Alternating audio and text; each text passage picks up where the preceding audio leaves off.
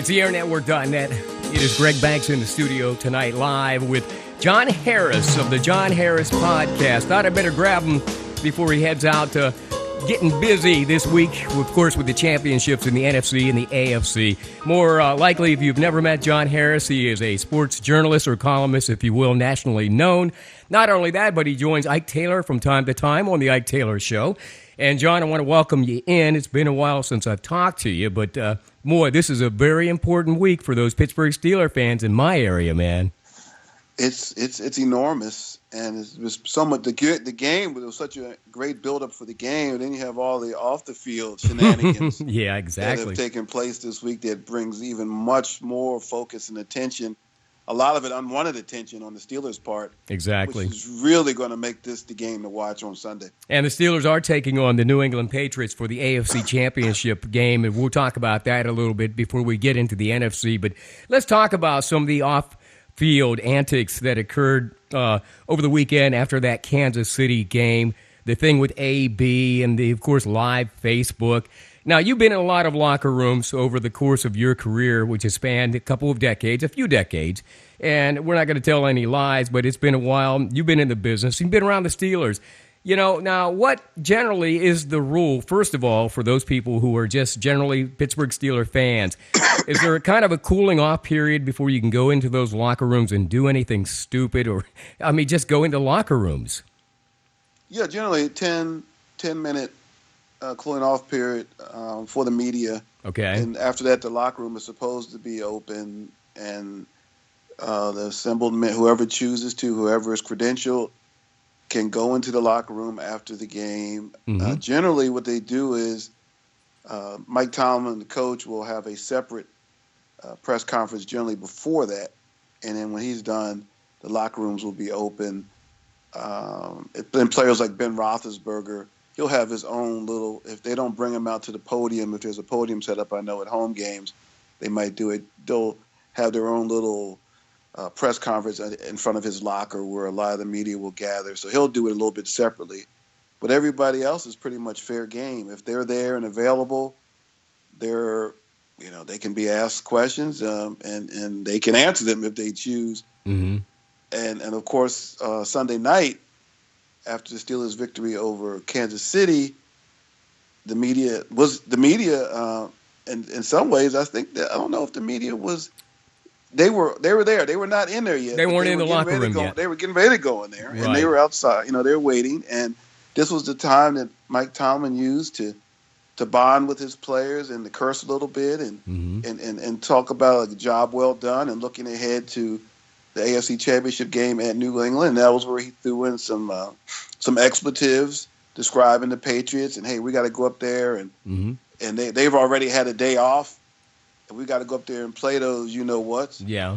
But we don't care. We got something for them. Right. And private time, no different than a husband and a wife. Yeah, and in that talking, case, yeah. In that regard. Yeah, and they were on the road, of course, Kansas City, but that's not an excuse for Antonio Brown, who, by the way, is not only just being ripped by the media this week, but a lot of the Steeler fans who found that conversation should have been private. But we did hear exactly how Tomlin felt, and that happens in any locker room throughout the league. So it's not exception to Tomlin. You just haven't heard it in the past.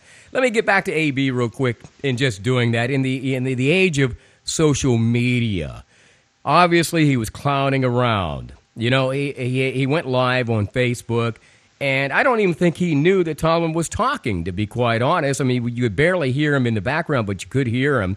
Meanwhile, AB was clowning in front of the camera, doing whatever he was doing. And obviously he found out later it was inappropriate to do that. There must be some policy for the players not to utilize those devices until a certain time after the game. Or are you aware of anything? Well, it's a league rule. And he's aware of it. I don't think he really cared. And mm-hmm. I think that he treated that just like any other after the game. There goes coach again talking. I don't really care. Mm-hmm. I care about this Facebook Live. He wanted his followers.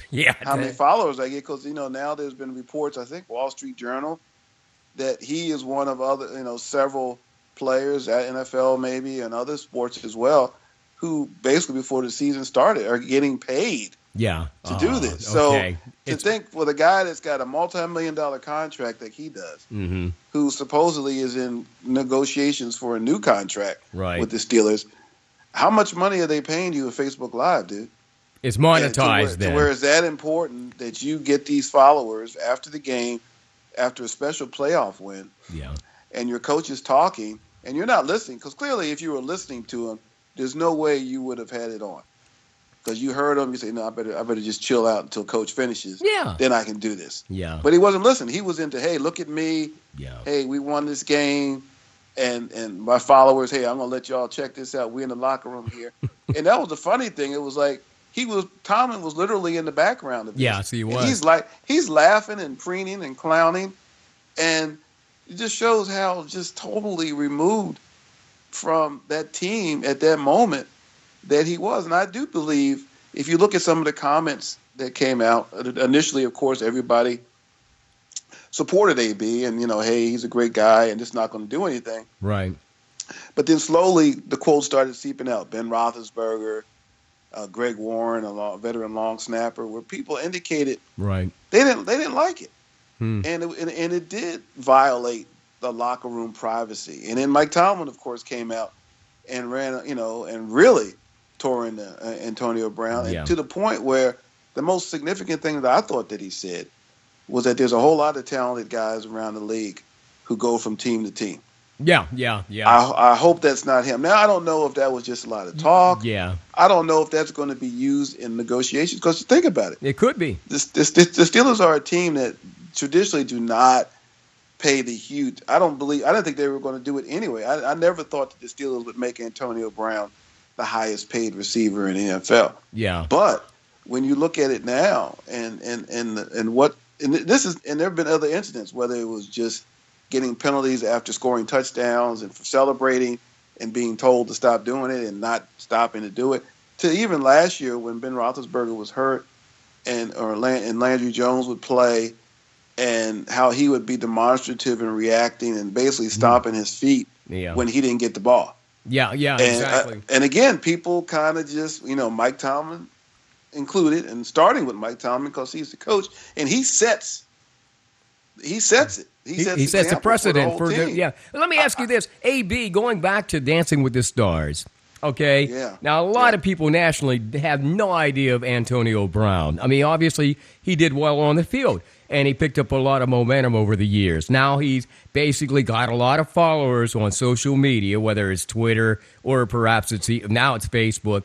But having said that, I mean, there's got to be a point, I'm sure it got to that point on Sunday, where Tomlin basically said, you know what, enough is enough. And he probably sat this guy down. What will the league do? Is there something that they'll impose, maybe a suspension, not now because we're playing New England on Sunday, but there's something about to hit the fan. I mean, he's going to get fined because what he did was in violation of the NFL rules. You cannot do that. I mean, the NFL has cracked down on the media, as far as that. Can you imagine? Just imagine. Man, it's going to get to the point where these guys are doing it during a game one of these days. Imagine if a reporter was in the locker room and kind of turned his phone on and did that. Can you imagine what the reaction would be from the team?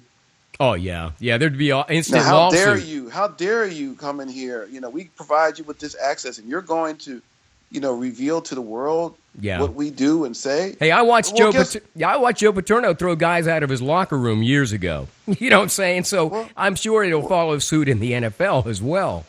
Well, guess what? It was done to them by their own teammates. I know. He did it. Yeah. He put it out there. Everybody sees it. Everybody has talked about it. New England players have talked about it. Yeah. They put up on their bulletin board. Will it give New England more motivation than they already had? I doubt it. But I think the fact that the Steelers have had to waste time all week answering questions about this. Well, can I say that can I say AB was a little remorseful yesterday in his press conference where he came out and he looked like he had just gotten beaten by his high school principal.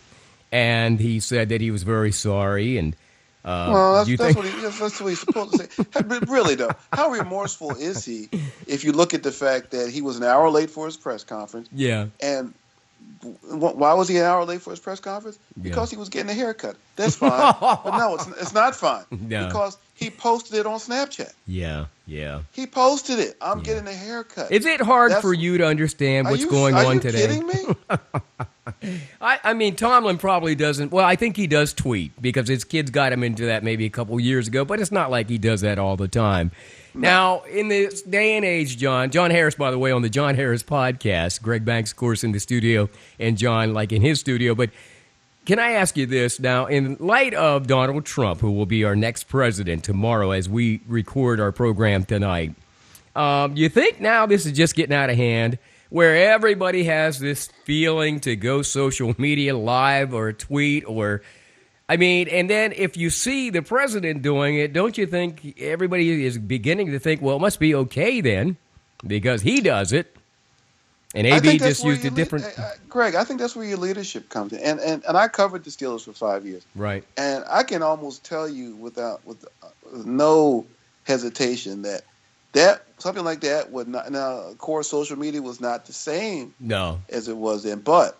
I guarantee you, with the veteran leaders that were on this team, like Ike Taylor, James Farrior, players like that, I guarantee you, they police themselves. They would have collared him. And I don't think it's the same level of leadership on that team anymore.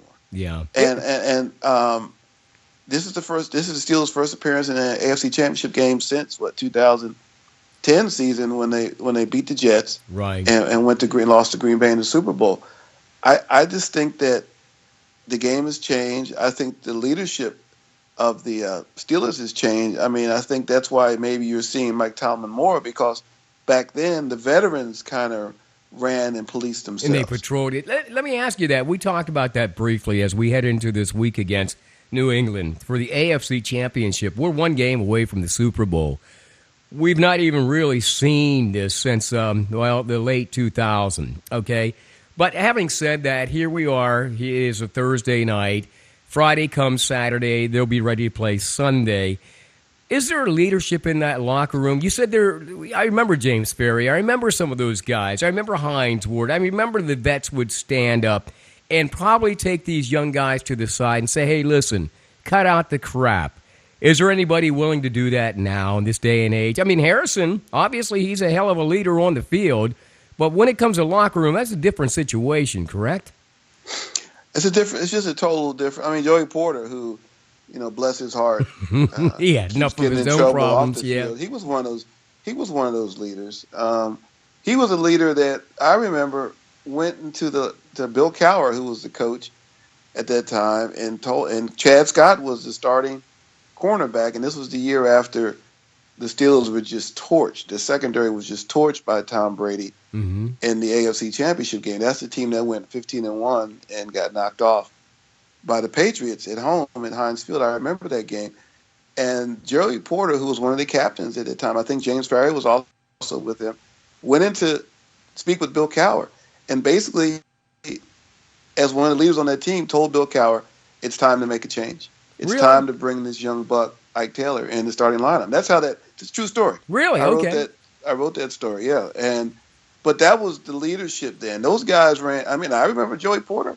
Yeah. There were some times where he got in a young Ben Roethlisberger's face, because Ben Roethlisberger, the leader now, was not that many years ago. He was almost a spitting image of Antonio Brown, maybe in a different way, right? With the issues that he had. We've got John Harris on the John Harris podcast here on the airnetwork.net Thursday night before the New England Patriots game, the championship game. By the way, stand by, John, because every once in a while we're losing your connection. But anyhow, Greg Banks in the studio. Ike Taylor, by the way, could not join us this week for the Ike Taylor Show because he's busy with the championship series. We'll hopefully get with Ike early next week as we get set for the Super Bowl in 2 weeks. But let's talk about that real quick, John. John Harris on the podcast this week with Greg Banks on the airnetwork.net. Today reported that, I think 7 players were out of practice today. Green was one of them. If you remember, Green was coming back from an injury. He came back practice yesterday, Wednesday, had the flu bug today. 7 other players had the flu bug today. Man, I hope this is not the sign of things to come on Sunday because, hell, we didn't score any touchdowns last Sunday. They were all field goals. Let's talk a little bit about the upcoming game now. What do you see, man, and where could we have some problems? That would be a concern. The concern that the Steelers that won the game was a big win against Kansas City, but left a lot of points out there. Oh no, six field goals, red zone disaster. Oh, what? And 8 times? Can't happen. That can't happen on Sunday because when you're playing up against a team like New England with Tom Brady, it's going to be Ben Roethlisberger's job. You got to match touchdown for touchdown. You know what I'm saying? Yeah. You score a touchdown, I score a touchdown. And that's how it's going to have to work because you can't fall behind in this game at New England. It's going to be an interesting game. I mean, if you ask me who I think is going to win, I think New England is going to win. I just think that if the Steelers can muster a major league pass rush, and if they can get some pressure up the middle, which seems to bother Tom Brady more than anything, I think they have a chance. I don't think they're going to let James Harrison hurt them the way Kansas City did. I can see them chipping James Harrison with a back or tight end. They're not going to let him have that free rush. And I have concerns over the fact that the Steelers start 2 rookies in the secondary. But you know what? And you're going up against Tom Brady. If they watch the film, though, from that Houston game against New England, Clowney was in the backfield ultimately like several times. I mean, obviously, the offensive line for New England, somewhere there was a breakdown. Now, I don't know what kind of scheme we're looking at playing on defense. Yeah, it was a this breakdown, week. all right. They got broken down by maybe the best defensive lineman in the NFL. Could you imagine if Clowney and Watts would have been out there on Sunday? I didn't realize he was that good. I didn't realize Clowney was that good. And I didn't realize it either because, when he came out of South Carolina, I believe it was, and he had been injured and he really never got on the field. This has to be the first year the guy's on the field healthy. And I'm thinking, my God, just think if J.J. Watts would have been available and Clowney, New England might not be playing the Steelers this week. Now, conversely, the Steelers, of course, Ben got sacked several times Sunday, and I asked the question on Monday Night Sports Talk, did the Steelers win the game or did Kansas City lose that game? And the general consensus was that Kansas City lost the game.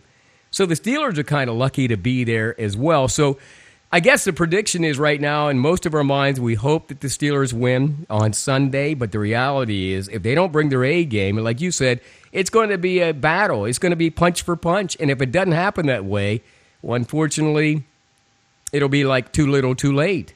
And so anyhow, it is, of course, John Harris podcast. Go ahead, John. 34-21 New England. That's all right. 34-21. I am going to make sure you stick to that. I'm going to bring that up next week on this show.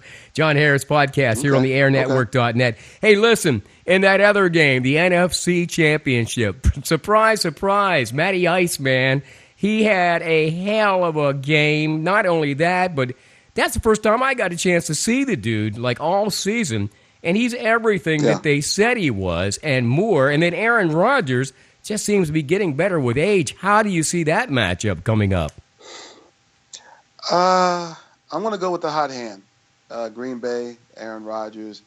Atlanta, I got to see it again. I got to see it. That their track record in recent years just, to me, has not been one that I can just embrace. Had a great game last week against a beat-up Seattle team. Right. And we'll see how it goes against a hot Green Bay team. This team is hot. They really are. The quarterback's just playing out of his mind. Aaron Rodgers. And I guess if the major question I would have about the Packers is that the injuries that they have to their receivers, Jordy Nelson is probably not going to play. Right. What's the other kid who got hurt with the ankle in the game against Dallas? He may not play. And I guess one of the rookies who took his place didn't practice one day this week. Right. So if they can't put enough receivers out on the field, I mean, even as good as Aaron Rodgers is, I don't think he's going to be able to overcome that. But when you see a team on a roll like this, sometimes you just have to kind of sit back and just watch it and enjoy it. And Aaron Rodgers has just been playing at a level that, years from now, I think people will talk about, wow, do you remember that year? Yeah. When Aaron Rodgers did that? Because that's how he's playing.